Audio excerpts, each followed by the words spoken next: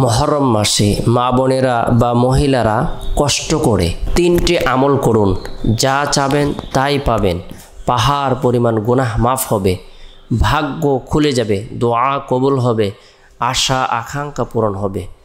মুহররম শব্দের অর্থ পবিত্র, নিষিদ্ধ, সম্মানিত। মুহররম মাস অত্যন্ত বরকতপূর্ণ একটি মাস, ফজিলতপূর্ণ একটি মাস, মাহাত্ম্যপূর্ণ একটি মাস, তাৎপর্যপূর্ণ একটি মাস। মুহররম মাস আল্লাহ পাক রব্বুল আলামিনের মাস, যেদিন থেকে আল্লাহ তাআলা আসমান জমিন সৃষ্টি করেছেন, চন্দ্র সূর্য সৃষ্টি করেছেন, পাহাড় পর্বত সৃষ্টি করেছেন, লৌহ কলম সৃষ্টি করেছেন, সেদিন থেকে আল্লাহ তাআলা মাস গণনার ক্ষেত্রে 12টি মাস নির্ধারণ করে রেখেছেন, নির্ধারণ করে দিয়েছেন। আল্লাহ তাআলা বলেন, ইন্না ইদ্দাতাশ শুহুরি ইনদাল্লাহি 12 শাহরান ফি কিতাবিল্লাহি ইয়াওমা খালাকাস সামাওয়াতি ওয়াল আরদা মিনহা আরবাআতুন হুরুম। আল্লাহ তাআলা আসমান জমিন সৃষ্টির সূচনা লগ্ন থেকে 12টি মাস নির্ধারণ করে দিয়েছেন, নির্ধারণ করে রেখেছেন। এর মধ্যে থেকে 4টি মাসকে আল্লাহ তাআলা আরবাআতুন হুরুম শ্রেষ্ঠত্ব দান করেছেন, সম্মান প্রদান করেছেন, মর্যাদা প্রদান করে দিয়েছেন, বিশেষ ফজিলত দান করেছেন। সম্মানিত 4 মাসের অন্যতম একটি মাস হলো মুহররম মাস। মুহররম মাস হিজরি সনের প্রথম মাস। এই মাসে আল্লাহ পাক রব্বুল আলামিন পৃথিবীর ইতিহাসে অনেক ঐতিহাসিক ঘটনা সংঘটিত করেছেন। হজরত আদম আলাইহিস সালামের তওবা আল্লাহ তাআলা কবুল করেছেন মুহররম মাসে। হজরত মূসা আলাইহিস সালামকে আল্লাহ তাআলা বিজয় দান করেছেন মুহররম মাসে। ফেরাউনকে আল্লাহ তাআলা ধ্বংস করেছেন, চুবিয়ে মেরেছেন, ডুবিয়ে মেরেছেন মুহররম মাসে। হজরত সুলাইমান আলাইহিস সালামকে আল্লাহ তাআলা রাজত্ব ফিরিয়ে দিয়েছেন মুহররম মাসে। হজরত ইদ্রিস আলাইহিস সালামের তওবা আল্লাহ তাআলা কবুল করেছেন মুহররম মাসে। হজরত ইউনুস আলাইহিস সালামকে আল্লাহ তাআলা মাছের পেটের অন্ধকার থেকে বের করেছেন মুহররম মাসে।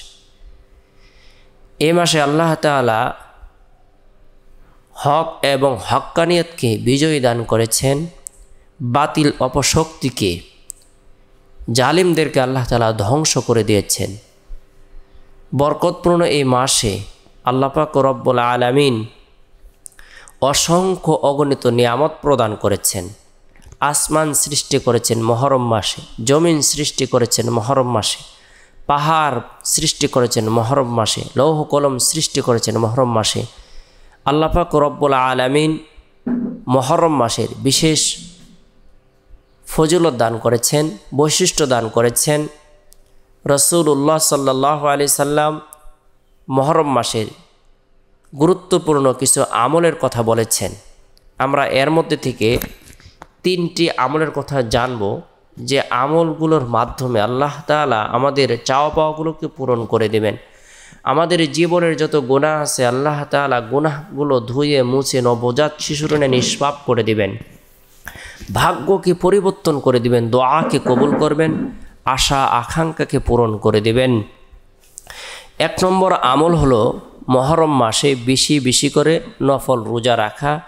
আফদলুস সিয়ামি বা'দা রমাদান শাহরুল্লাহিল মুহররম। রমজান মাসের রোজার পর সর্বশ্রেষ্ঠ রোজা আল্লাহর মাস মুহররম মাসের রোজা। সুবহানাল্লাহ। তাহলে আমরা মুহররম মাসে বেশি বেশি করে নফল রোজা রাখব, যা অন্য মাসের তুলনায় শ্রেষ্ঠ এবং ফজিলতপূর্ণ।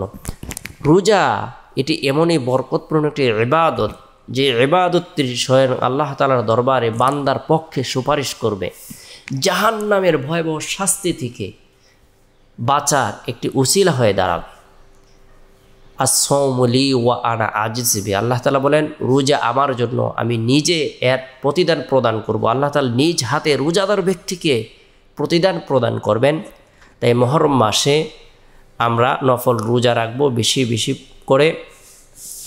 2 নম্বর যে আমলটি আমরা গুরুত্ব সহকারে করব সেটি হলো মুহররম মাসের আশুরার রোজা রাখার জন্য চেষ্টা করব। 10 মুহররম আশুরার রোজা যে ব্যক্তি রাখবে, রাসূলুল্লাহ সাল্লাল্লাহু আলাইহি সাল্লাম বলেন, আমি আল্লাহ তাআলার দরবারে আশা রাখি যে আল্লাহ তাআলা তার পূর্ববর্তী এবং পরবর্তী 1 বছরের গুনাহকে মাফ করে দিবেন।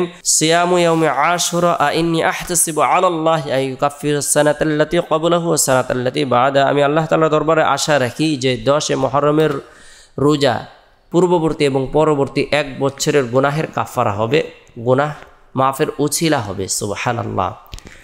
10 মুহররমের রোজা আমরা অবশ্যই রাখার জন্য চেষ্টা করব। অনেক মা বোনেরা মুহররম মাসে বিশেষ করে আশুরার রোজা রাখার জন্য চেষ্টা করেন, অনেকেই রেখে থাকেন। আপনারা আশুরার রোজা অবশ্যই রাখবেন। এর পাশাপাশি আশুরার রোজা রাখতে বলেছেন আল্লাহর রসুল 2 দিন, 10 মুহররম এবং 11 মুহররম, অথবা 9 মুহররম এবং 10 মুহররম আশুরার রোজা রাখতে বলেছেন।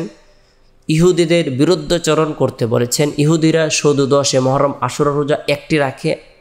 রাসূলুল্লাহ সাল্লাল্লাহু আলাইহি সাল্লাম বলেছেন যে তোমরা ইহুদিদের বিরোধিতা করে আশুরার রোজা 2টি রাখো।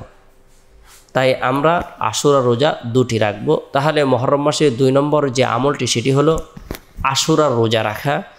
3 নম্বর যে আমলটি আমরা গুরুত্ব সহকারে করব সেটি হলো গুনাহ থেকে বেঁচে থাকব, ঝগড়া বিবাদ থেকে, অন্যায় অপরাধ থেকে বেঁচে থাকার জন্য চেষ্টা করব। পরিবার পরিজনদের জন্য সাধ্য অনুযায়ী ভালো খাবারের ব্যবস্থাপনা করার জন্য চেষ্টা করব। আর তাসবিহ হাতে নিয়ে এ মাসে আল্লাহ তাআলা নবীদের মর্যাদাকে বৃদ্ধি করে দিয়েছেন, তাদের তওবাকে কবুল করেছেন। আল্লাহ তাআলা তাদেরকে বিশেষ মাকাম প্রদান করেছেন। আমরাও আমাদের সম্মান ইজ্জত বৃদ্ধির উদ্দেশ্যে, হায়াত বৃদ্ধির উদ্দেশ্যে, রিজিক বৃদ্ধির উদ্দেশ্যে, ধন দৌলত বৃদ্ধির উদ্দেশ্যে ইস্তিগফারের আমল করব। আস্তাগফিরুল্লাহ রাব্বি মিন কুল্লি যামবি ওয়া আতুবু ইলাইহি, আস্তাগফিরুল্লাহ রাব্বি মিন কুল্লি যামবি ওয়া আতুবু ইলাইহি।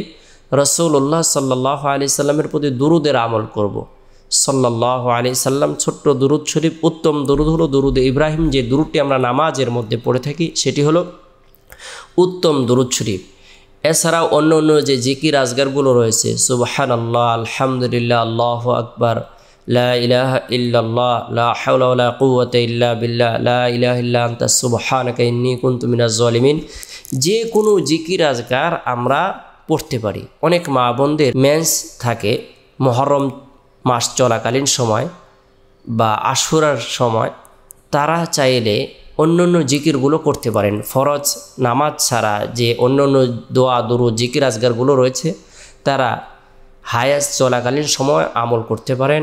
আল্লাহ তাআলা আমাদের সকলকে গুরুত্ব সহকারে মুহররম মাসের 10 তারিখের মধ্যে নফল ইবাদত বন্দেগী করার এবং কি অধিক পরিমাণে আল্লাহর জিকির আজগার করার জন্য তৌফিক দান করুক। আল্লাহ তাআলা সকলকে গুনাহ থেকে বেঁচে থাকার, আল্লাহ পাক রব্বুল আলামিনের দরবারে দোয়া করার তৌফিক দান করুক।